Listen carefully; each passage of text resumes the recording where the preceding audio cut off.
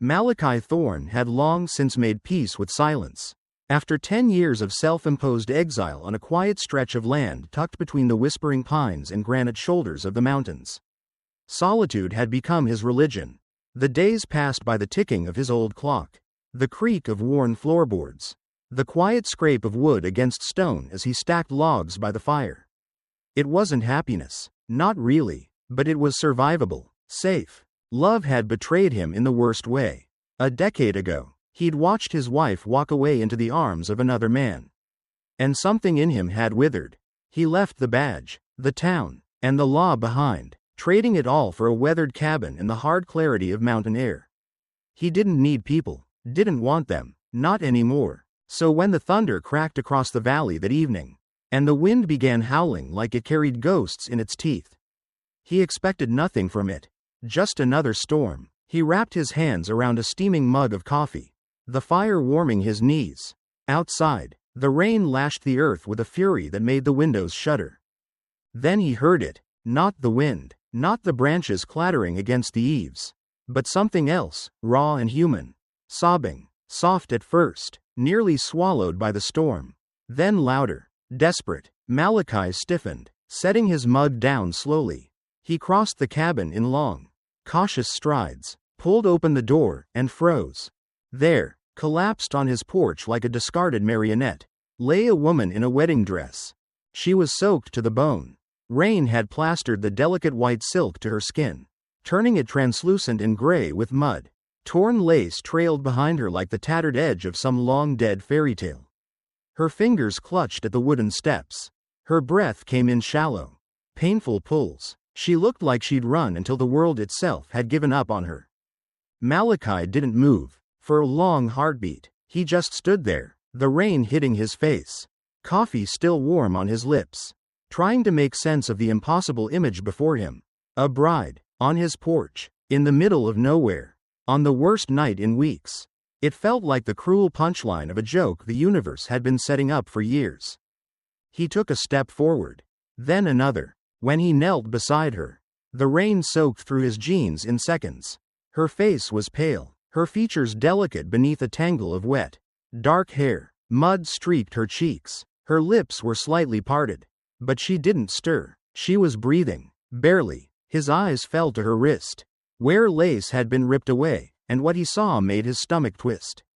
Bruises, finger-shaped, fresh and angry against her skin. His instincts warred inside him. He could leave her, go back inside, let the storm do what storms did best, erase things. Maybe she'd vanish by morning. Maybe not, but the quiet he had carved out for himself would remain untouched. But then he looked at her face again, her fragile exhaustion. The faint echo of something too familiar. He'd worn that same expression once. The day his own world shattered. He muttered a curse under his breath and reached for her. She was lighter than she looked. All soaked fabric and broken hope. As he lifted her, her head rolled against his shoulder. And for a fleeting second, he saw her eyes flutter open, green, confused, pleading. She tried to speak, but no words came. Then she was out again, limp and silent in his arms. He carried her inside. Water dripped from both of them onto the polished wooden floor he'd kept immaculate out of habit. Not vanity. He laid her gently on the couch. The same couch where he'd spent countless nights staring into the fire. Convincing himself that pain was better endured alone. He grabbed an old blanket and tucked it around her.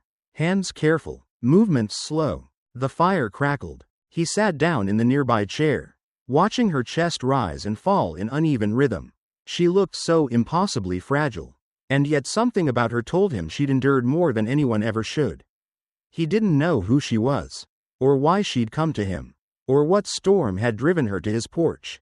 But as he sat there in silence, listening to the rain hammer the roof, Malachi felt something in his chest shift. Not pain, not yet, but recognition, empathy. She was a stranger, yes, but she was also someone who had been hurt, hunted, and cast out, just like him. 10 years of solitude couldn't erase the man he used to be. A man who once believed that you stood up when someone needed help. That some things were still worth protecting. And tonight, against all reason, Malachi Thorne realized he was going to protect this woman. even if it shattered the peace he'd spent a decade building. Blank. Underscore. Blank. Malachi hadn't had another soul in his cabin in nearly 10 years. And yet now, a woman in a tattered wedding dress was sleeping on his couch, wrapped in a wool blanket that smelled faintly of cedar and smoke. Her presence felt unreal, like a ripple in the still waters of a life he'd spent years keeping perfectly undisturbed. He kept his distance. He sat in the chair by the window, coffee long gone cold in his hands, as his eyes flicked to her sleeping form again and again. Every time her breath caught or she shifted in her sleep, something inside him reacted, a long-buried instinct he thought he'd buried with the badge. Her name was still a mystery, her story, unknown, but he knew fear when he saw it, knew exhaustion and trauma when they clung to someone like a second skin. He didn't need the details to understand what had driven her out into a storm like that. People didn't collapse on porches in the dead of night because they were chasing dreams. They did it because they were running from nightmares.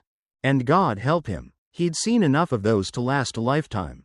She stirred hours later. The fire had burned low. Malachi hadn't moved. When her eyes blinked open, green, wild with confusion, the first thing she did was sit bolt upright, clutching the blanket to her chest like it might shield her from a world gone wrong.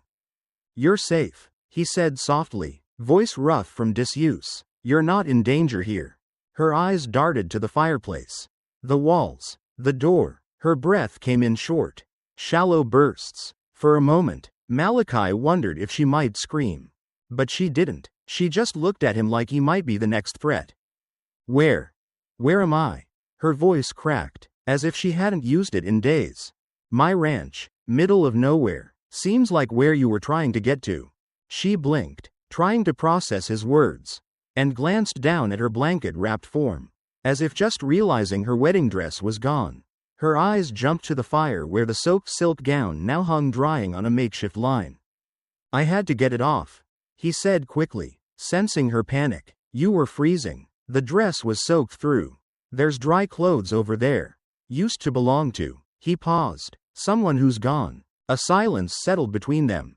She didn't speak, but the way her fingers clenched the blanket told him she was calculating danger, escape, consequences. "I'm Malachi Thorne," he offered gently. "Lived out here alone for 10 years. Alone," she echoed. It made sense now, his stillness, the tidy silence of the room, the way he looked at her like she might vanish if he breathed wrong. "Thank you," she said at last, her voice barely a whisper. It carried weight, not just politeness, but real gratitude, the kind that came from people who weren't used to kindness. He nodded. "You're welcome." But then her gaze hardened, guarded. "What do you want?" It hit him harder than it should have. He could see the layers in her eyes, the trauma that asked if safety ever came without a price. He didn't blame her for it. He had once believed in fairness, in justice, in decency, but she reminded him that when you'd been hunted, when kindness had been weaponized against you, suspicion became your only armor. "Nothing," he said truthfully. "You can stay until the storm passes. Then you're free to go." She seemed almost stunned by the offer, like freedom itself was suspect. I can't leave," she said suddenly, and her voice cracked at the edges. "They'll find me, drag me back, and this time." She didn't finish. She didn't have to. Her hand unconsciously touched her wrist, where the bruises still painted a painful truth. Malachi leaned forward slightly. "Who's looking for you?" She swallowed hard. "People you don't want to cross." "I used to wear a badge," he said. "I've seen worse." She shook her head. "You don't understand. If they find me here, they'll kill you just for giving me shelter. I don't want your blood on my hands. Trouble's already at my door," he said quietly. "Question is whether I let it freeze out there, or do something about it." He stood, walked to the window. The wind rattled the glass. The storm wasn't over, but it was weakening. "I haven't had a reason to use my rifle in years," he said, half to himself. "Might be time to remember what it feels like to fight for something." She looked at him then. Really looked. Past the scars time had etched into his skin. Past the quiet grief that lived in the corners of his eyes. She saw someone who wasn't just offering her a place to hide, he was standing up. Even if he'd forgotten what it meant to do so. And it made her heart ache. Because she knew what it felt like to fight alone. To run with no one chasing but the ghosts in your mind. She didn't want anyone else to bleed because of her. But for the first time in so long, she wasn't completely alone. I won't hide, she said firmly, not while you risk your life. He glanced over his shoulder. Then we stand together. It wasn't a declaration, just a truth, spoken quietly between two people who knew that survival didn't always come with happy endings. Sometimes, all it meant was holding the line for one more hour, one more storm, one more breath, and if they were going to fall, they would fall together. Blank. Blank. The storm still raged outside, though its fury had begun to dull. Rain fell steadier now, no longer slashing at the windows with the ferocity of earlier hours. Inside the cabin, a fragile calm lingered, but not comfort. Not yet. Malachi leaned against the wooden frame of the kitchen door, watching Evangeline. She sat at the edge of the couch, the wool blanket still wrapped around her shoulders like armor. Her green eyes stared into the fire. But she wasn't seeing it. She was somewhere else, someplace dark and cold that Malachi couldn't reach, not yet. You want to talk about it? He asked. She flinched slightly, like the words pulled her out of a dream she hadn't meant to be in. I don't even know where to start, she murmured. Malachi didn't press. He understood that particular ache, the one that made your own story feel too heavy to carry, much less say out loud. He poured a cup of hot water and set it on the table beside her. No pressure, just presence. After a moment, she spoke. My brother owes money, she said, her voice low, almost ashamed. A lot of it, gambling debts he couldn't pay back. Malachi nodded slowly. He'd seen it before. Desperation led good men down crooked roads. They came after him, she continued, but he didn't have anything left. And I was the only thing they wanted. Her voice cracked, and she cleared her throat. Clayton Voss said marrying him would clear the debt. Said it was a generous offer. All things considered, Malachi's jaw tensed. He'd heard the name before, Clayton Voss. A name that left a bitter taste. A mine owner, powerful and untouchable. The kind of man who didn't need to say much to ruin lives. He told me I should be grateful, Evangeline said, her words brittle. That most women in my situation ended up worse. That I was being rescued. She laughed then, a hollow, aching sound. I believed him. At first, I wanted to believe there was a way to fix it all without blood. Without running. Malachi said nothing. He simply listened. But it got worse, she whispered. He wasn't rescuing me. He was owning me. Every look, every touch, it felt like being caged. And when I said no, when I told him I wouldn't go through with it, he left bruises.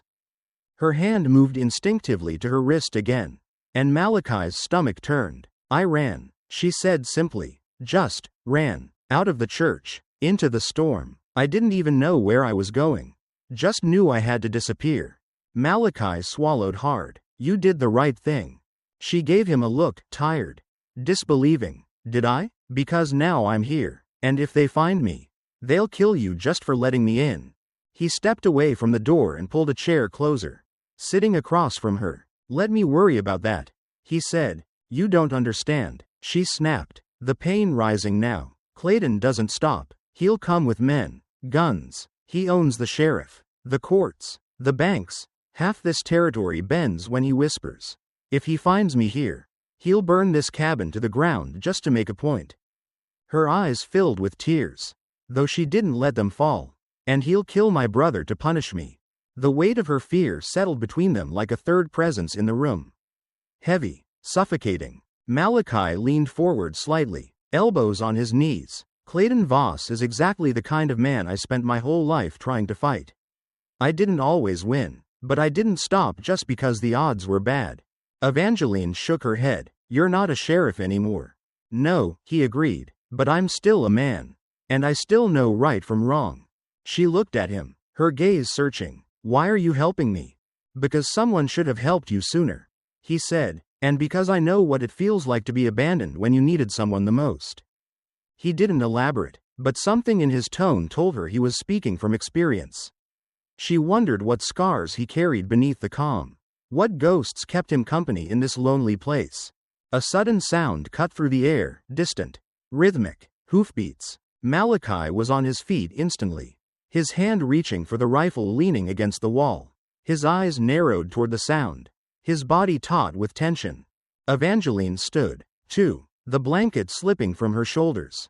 "It's them," she whispered. "They found me." She said it like a curse, like a prayer, like all the breath had left her lungs. Malachi moved to the window, peering through the dark. "How many?" She listened, counting the thunderous cadence with the precision of someone who had learned to survive by listening. 4, maybe 5. Clayton doesn't travel light when he's hunting. Malachi cursed under his breath. His grip on the rifle tightened. "Clayton Voss," he muttered. "I should have known." "You know him?" she asked. "I know what he's capable of," Malachi said darkly, "and I know what men like him think they can get away with." Evangeline took a shaky breath. "I should go. I don't want you to get hurt." Malachi turned to her, his eyes steel and fire. "You're not going anywhere." "But, no," he said firmly. "Not again. I failed someone once because I thought I could outmaneuver the system. I thought truth would be enough.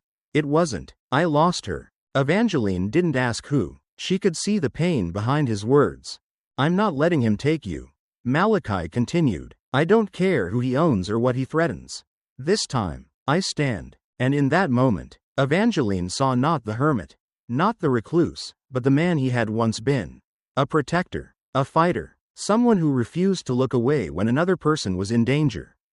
She nodded, eyes shining. "We stand together," she whispered. And together, they waited for the storm to reach their door again.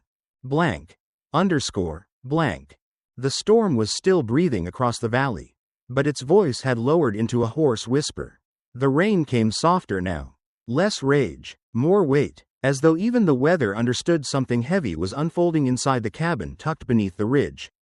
Malachi stood at the window, unmoving, watching shadows flicker and shift in the distant trees. His rifle rested by his side, fingers already familiar with its weight again. It had been years since he held it for anything but maintenance. Evangeline stayed close to the hearth. She was no longer wrapped in the blanket, no longer the woman crumpled on his porch in soaked lace. Dressed in simple clothes that once belonged to Malachi's wife, clothes neither of them mentioned, she stood taller. More anchored, still afraid, but not fleeing. She came to stand beside him. "They're close," he said without looking at her. "I know." Her voice barely rose above the crackle of the fire.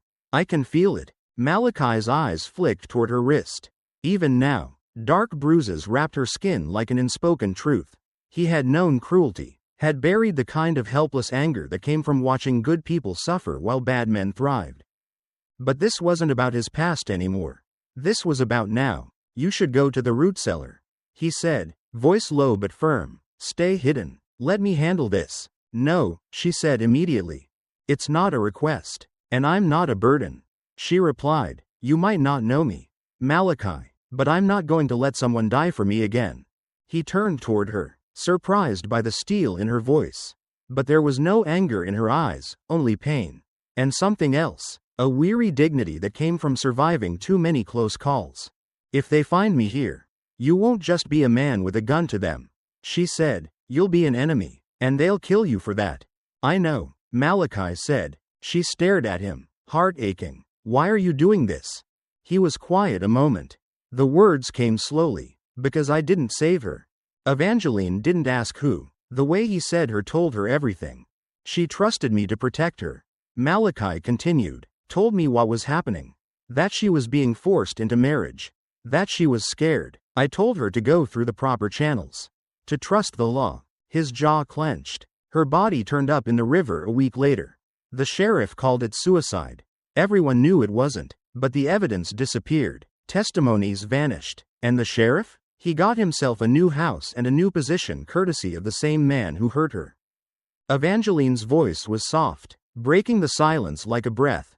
"Clayton." Malachi nodded. "She was 19, he said. Her name was Sarah Mitchell. And I've been trying not to feel anything since the day I failed her." Evangeline's chest tightened. She wanted to reach for him but didn't. Some wounds weren't ready for touch. "You didn't kill her," she whispered. "No," he said, "but I walked away. I could have fought harder, but I chose silence." Now it made sense. The isolation, the cabin, The silence he wore like armor. You think helping me will make up for that? No, Malachi said honestly. Nothing will, but it's the only thing that feels right.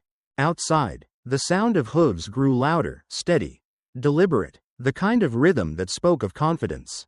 Evangeline's body tensed. She moved away from the window instinctively, her heart racing. You still have time to run, she said, glancing at the back door. Malachi shook his head. I've done enough running. They waited. The knock, when it came, was almost polite, hollow and deliberate, the kind of knock that said, "We know you're in there. We're being civil for now."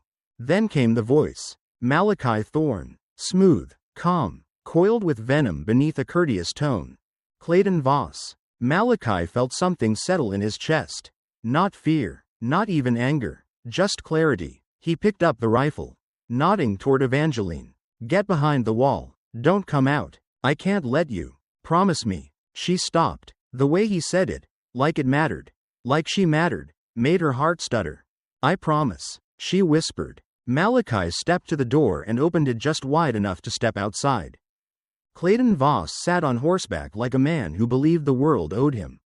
He was too clean for a storm like this, smiled like he could buy forgiveness in bulk.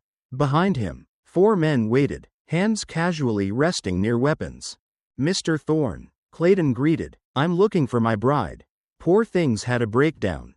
Ran off before the ceremony. Malachi said nothing. Just need to take her back. Get her the help she needs. I haven't seen any women. Malachi said. Storm must have scrambled your trail. Clayton tilted his head. Mind if my boys take a look around? I do. A pause. A smirk. That's not really how this works. Malachi, I've got influence. You've got a porch and a memory of being somebody. Malachi's grip on the rifle tightened.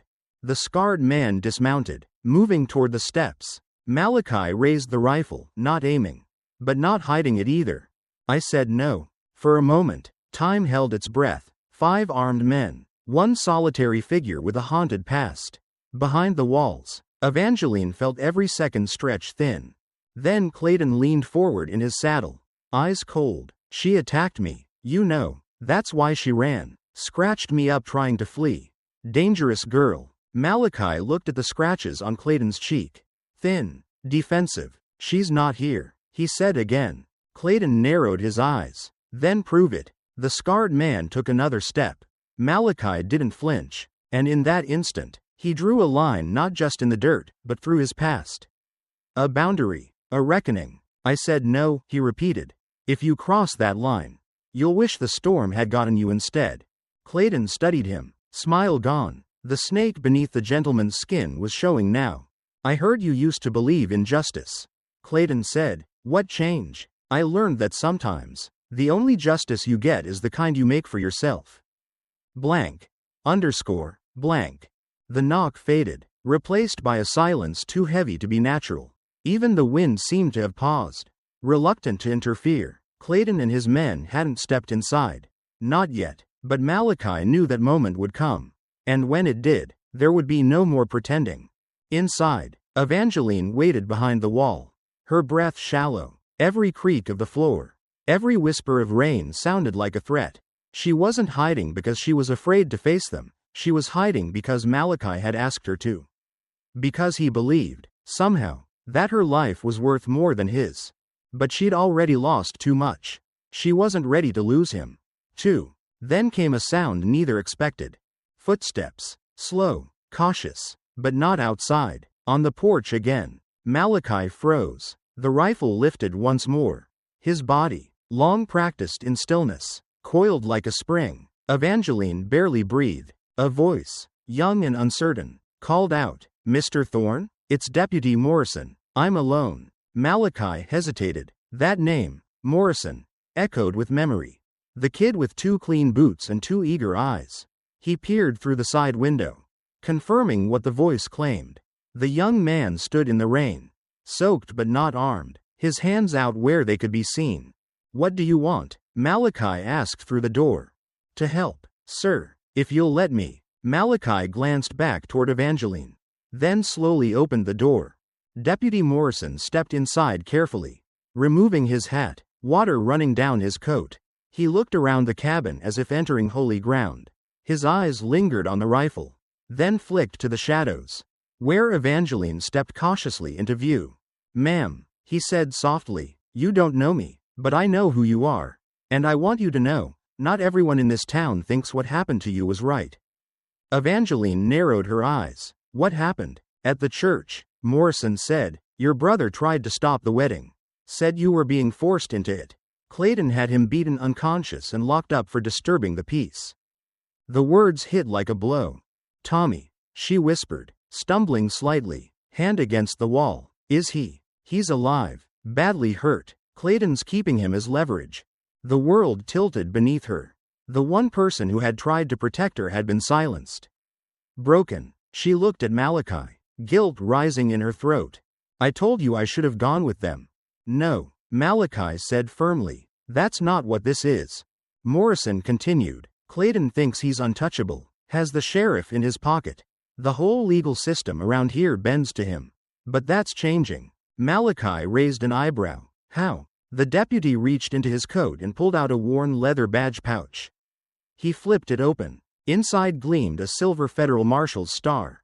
"Marshal Williams is on his way from the territorial capital.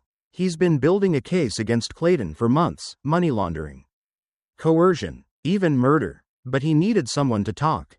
Someone from the inside." Evangeline blinked. "You?" Morrison nodded. "I've kept my head down. But I've seen things, heard things. About Sarah Mitchell, about others. I stayed quiet for too long." The room felt colder suddenly. Malachi's expression darkened at the name. "What do you know about Sarah?" he asked. Morrison's hands clenched. "She didn't drown. That wasn't suicide. I saw the bruises on her throat. I saw the terror in her eyes before she disappeared. I was too green to stop it then. I believed the sheriff when he told me to leave it alone." Malachi's throat tightened. Evangeline saw something shift in him. Grief remembered. Fury reignited. "You regret it," Malachi said quietly. "Every day," Morrison replied. Evangeline stepped closer. "So why now?" "Because this time, someone lived. And because I know if we don't stop him now, he'll destroy you too. Just like Sarah." Malachi looked at the badge again. It felt like a lifeline, but one made of thread. Not rope. Fragile. Hopeful. Dangerous. "Marshal Williams needs your testimony, Miss Evangeline," Morrison said, "with your statement, and the charges already prepared. We might finally bring Clayton down." "Might," Malachi repeated. Evangeline crossed her arms over her chest. "And my brother? Clayton has him. You think he won't kill Tommy just to shut me up?"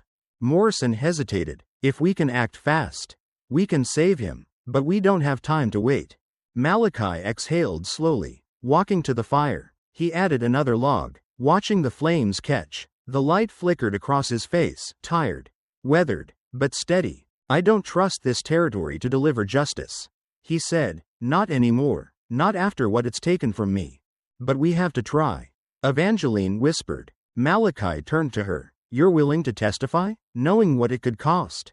Her eyes filled with tears she refused to let fall. "If I stay silent, Tommy dies. And I become just another name Clayton adds to his list."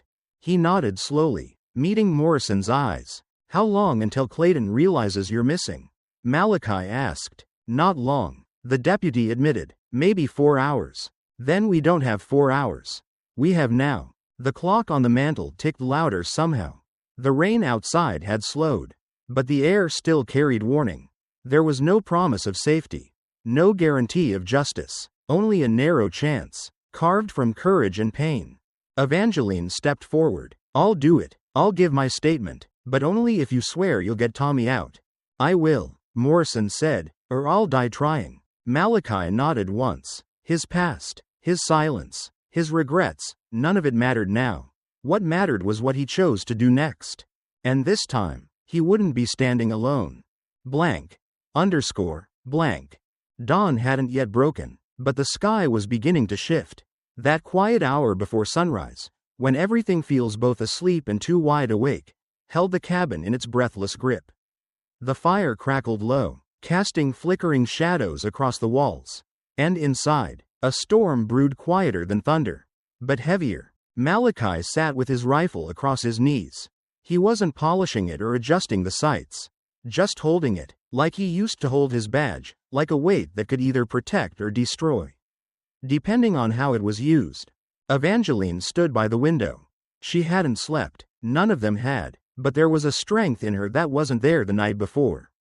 Maybe it had been buried under fear and pain, but now it showed in her posture, in the way she watched the horizon. The kind of strength people mistake for survival, when really, it's the ache of having no other choice. "Do you think he'll come back?" she asked. Malachi didn't need to look up. "Yes," she nodded, as if she already knew that answer.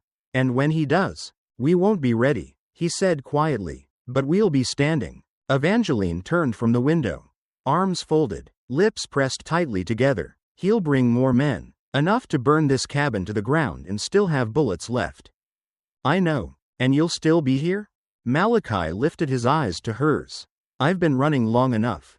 She moved to sit across from him, the firelight warming her face but not easing the worry in her expression. "You keep saying that, but I think you weren't just running from danger, Malachi. I think you were running from what you couldn't fix." He said nothing for a long time. The truth was too raw to argue.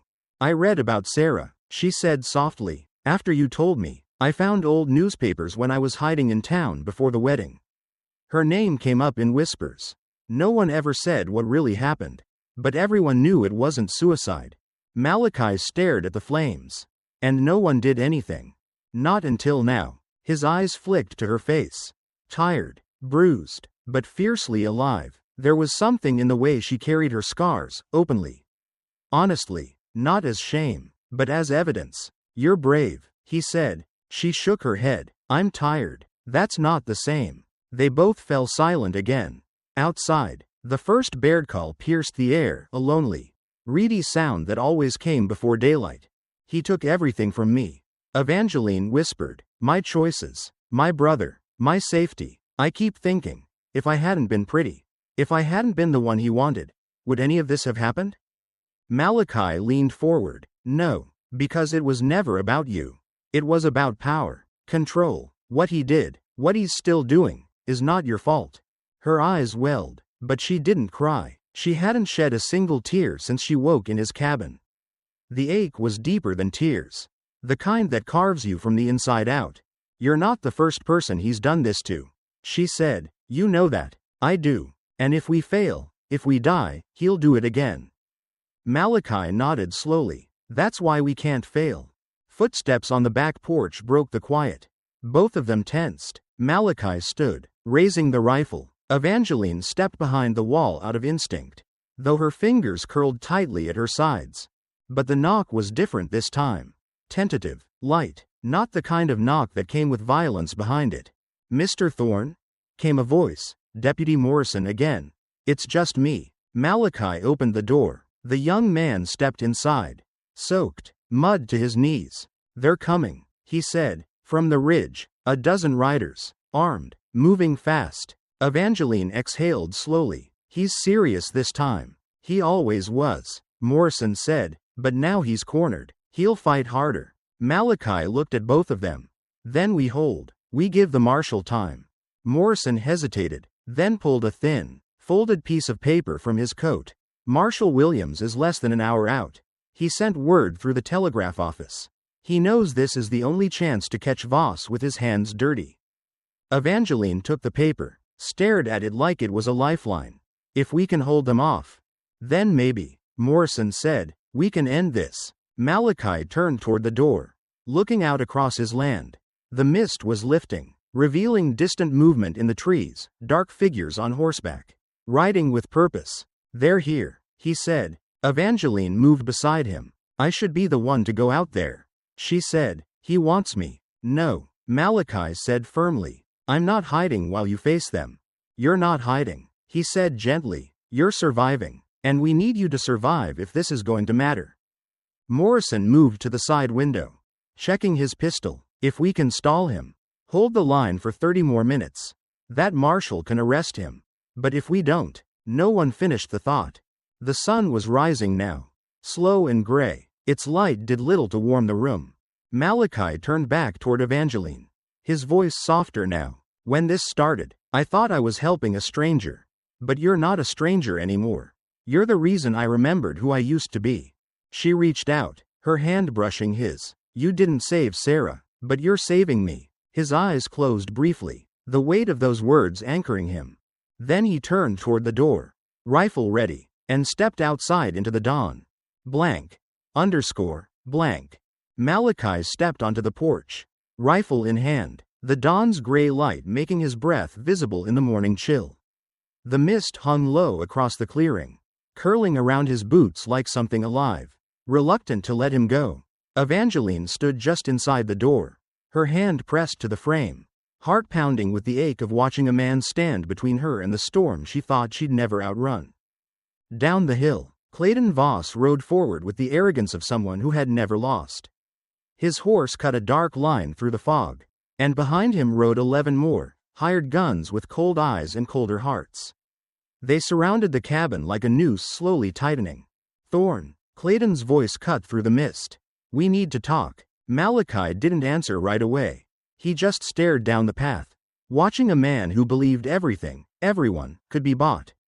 "But not today." "I'm listening," he said at last. Clayton dismounted with theatrical ease, adjusting his gloves like he was preparing for tea rather than confrontation. "I'll make this simple. Hand her over. You get to keep your land, your peace, and more importantly, your life." "And if I refuse?" Malachi asked. Clayton gestured to the armed men around him. "Then we take everything." Inside, Evangeline moved closer to the window, her hand trembling against the glass. She knew how this played out. Clayton didn't make threats he wasn't prepared to carry out. Then, before Malachi could answer, she pushed open the door and stepped beside him. "I'll go," she said. The wind caught her hair, lifting it from her shoulders. And for a moment, even the birds seemed to go silent. Malachi turned sharply to face her. "Evangeline." "No." She kept her eyes on Clayton. "But I have conditions." Clayton smiled like a snake. "Oh, do you?" "Tommy goes free, unharmed, and you leave Malachi alone. Forever. You're not exactly in a position to negotiate." "My dear," Clayton said, "you forget who holds the cards." "No," she said, "I know exactly who does. And I know what you did to Sarah Mitchell." The name cracked through the air like a whip. Clayton's smile faltered, if only for a second.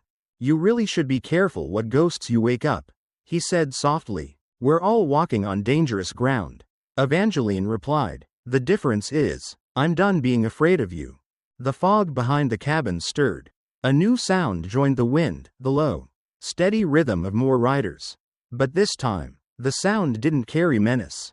It carried hope. Federal marshals emerged from the trees, their badges catching the pale light, their faces grim and determined.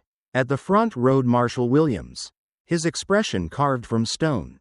"Clayton Voss," he called out, "you're under arrest for the murder of Sarah Mitchell and conspiracy to commit multiple federal crimes." Clayton stiffened in his saddle. "You have no proof." "We have enough," Williams said, "and witnesses willing to speak." Malachi could feel Evangeline trembling beside him, but she didn't back away. Clayton's hand hovered near his holster.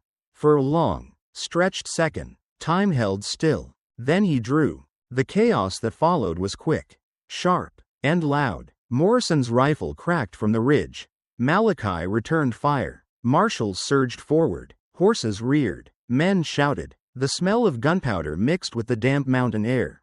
And then, it was over. Clayton Voss lay in the mud, eyes wide open, staring at the morning sky he thought he would own forever. Around him, his men either surrendered or fell. Evangeline collapsed to her knees, her breath coming in broken sobs, not from grief, but from relief too large to carry. Malachi knelt beside her, pulling her close. "You're safe," he whispered. "It's over." She clutched his shirt like it was the only real thing left. "No," she murmured. "It's just beginning." Later that day, Tommy was freed from his cell, bruised but alive. When Evangeline saw him, she ran into his arms like a child, crying openly for the first time. He held her as tightly as his injuries allowed. Marshal Williams confirmed the investigation would go deep. Corruption, bribery, and fear had held the region in a chokehold, but no longer. Sheriff Bradley was arrested within the hour. As for Malachi, He stayed behind after the others left. The marshals offered him protection, a job, even a badge, but he declined. Because what he needed wasn't justice handed down from a courtroom. He needed to believe again. And Evangeline gave him that. 6 months later, the little church that once echoed with fear and sorrow opened its doors again. This time, it wasn't for a forced wedding, but a quiet, honest one. Malachi stood waiting at the altar, hands trembling, eyes shining. Evangeline walked down the aisle, not in a soaked, torn gown, but in something simple, beautiful, and hers. The choice was hers. The life, too. And Malachi? He wasn't a man running anymore. He was a man who had stopped long enough to love again. Blank. Blank. The valley was quiet in the days after Clayton Voss died. Not the tense, waiting kind of quiet that had filled the air before the standoff, but a softer, heavier silence. The kind that follows grief and change. The kind that lingers when lives have been upended and someone, is missing. Even if that someone was never welcome to begin with. Evangeline stood in the doorway of Malachi's cabin, watching mist curl between the trees. Her hands were wrapped around a chipped mug of tea, not because she needed it, but because the warmth grounded her. Tommy was safe. He slept inside, healing slowly from broken ribs and bruises, and a concussion that still made his thoughts slur if he stood too fast. The marshals had promised he'd be protected, promised she would, too, but promises didn't soothe nightmares. And they didn't undo the truth that she'd nearly lost him. That for a time, she'd been nothing more than currency. Malachi joined her quietly. He didn't speak. He never did unless words truly mattered. And for that, Evangeline was grateful. "How's he doing?" he asked after a while. "Better," she replied. "Still flinches when the wind slams the shutters." Malachi nodded. He understood. Healing came slowly when wounds weren't just skin deep. "You don't have to stay," she said, "not for the first time. You've already done more than anyone else ever has." He didn't answer right away. Then, "Don't tell me what I have to do." She glanced up at him. Eyes narrowed. "That's supposed to be comforting?" He gave a small shrug. Didn't say it was, but she smiled a little. And that was something. Inside the cabin, a fire cracked gently in the hearth. The couch, where she'd first woken up in borrowed clothes, unsure whether she was safe, now held her brother's resting form. It felt surreal, like the beginning of a different life, one she wasn't sure she deserved. "I don't know how to live after this," she admitted quietly. "I spent so long running, surviving. Now that it's over, I keep waiting for the sky to fall again." "It might," Malachi said. "The world doesn't stop being cruel just because we survived it once." She nodded slowly. "That's what scares me. I want peace, but I don't trust it." He turned to look at her, his gaze steady. "Neither do I, but that doesn't mean we don't try." She studied his face. The lines time had drawn there, the softness behind the steel. He had risked everything for her, his land, his safety, his solitude, and in doing so, he'd cracked open a part of her she thought she'd buried forever, the part that still believed in kindness. "I still think you should have let me go," she said after a long pause. "Then we're both lucky I don't listen well." She chuckled under her breath. It wasn't a sound of joy, but it was real. In the following days, the marshal's investigation spread through the territory like wildfire. Clayton's name was stripped from deeds and contracts. The bank he'd used to manipulate half the valley shuttered its doors. Sheriff Bradley, now awaiting trial, hadn't spoken since his arrest. But the changes didn't come with fanfare or applause. Justice arrived quiet and slow, like spring after a hard winter. And many people still looked at Evangeline with a mixture of pity and suspicion. It didn't matter that she'd stood up to a monster. To them, she was still the girl in the ruined wedding dress. Sometimes, even survival came with a price. She asked Malachi once if he regretted it, standing up for her. "No," he said, "I regret not doing it sooner." And when she cried one night, not from fear, but from the overwhelming weight of finally being safe, he didn't tell her to stop. He simply held her hand in the dark and let her feel what she needed to feel. Healing didn't happen all at once, but it happened, in small, quiet moments, in the way Malachi built a second chair for the porch, next to his own, in the way Evangeline began planting flowers beside the cabin, Not for food, but for beauty. In the way Tommy, once well enough to walk again, looked at Malachi with something like reverence. And finally, in the day she said yes. 6 months after the storm that changed everything, Evangeline stood again at the front of a church. But this time, the dress was simple. There was no crowd, no spectacle, just the people who mattered. She walked toward Malachi not out of desperation, but with eyes wide open. The man who waited at the altar wasn't a savior or a hero. He was flawed, wounded, quiet, but he had stood up for her when no one else would. He had seen her as a person, not a problem, and that, more than anything, was what made her fall in love. I don't need promises, she whispered when they stood hand in hand. Just truth. I'll give you both, he replied, as long as I have breath.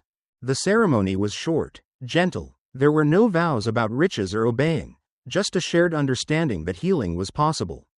And love didn't always arrive wrapped in comfort. Sometimes it showed up soaked to the skin on a stranger's porch. Afterward, they returned to the cabin, the same place where their story had begun. The porch was dry now, the fire warmer, the silence no longer something to fear. Malachi wasn't alone anymore, and neither was she.